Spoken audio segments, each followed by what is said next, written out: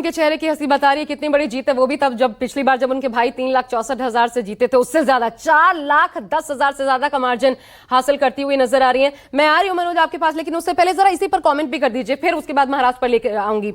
संजीव, राहुल गांधी से बड़ी जीत प्रियंका गांधी को वायनाड में मिलती है, इसके क्या मायने?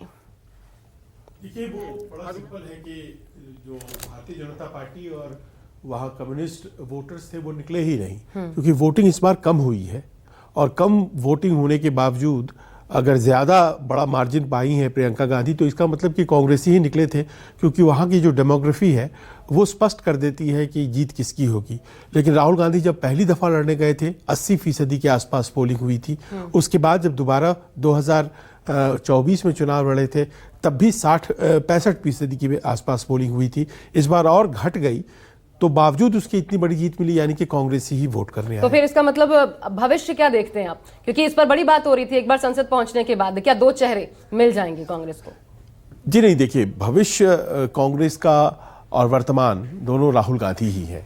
राहुल गांधी अभी अपने आप को ये मानकर चल रहे हैं कि उन्हें एक नया विषय मिला है और उस नए विषय के साथ वो राजनीति कर रहे हैं, जिसमें कि जो आरक्षण का सवाल है, जो संविधान का सवाल है, जो आरक्षण के दायरे को तोड़कर आगे बढ़ाने का सवाल है, जो समाज के एक बड़े वर्ग को रिप्रेजेंटेशन देने का सवाल है।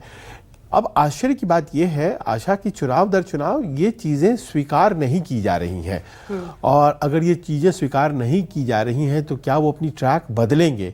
क्योंकि जो उनके अपने वोट हुआ करते थे, देश के कई पॉकेट्स में अपर कास्ट वोट भी मिला करते थे कांग्रेस के उम्मीदवारों को, वो तो जाते ही रहे।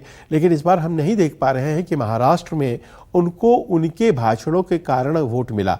देखिए, जो मुद्दा था आरक्षण को हटाने या न हटाने का, वो तो राष्ट्रीय स्तर का मुद्दा है।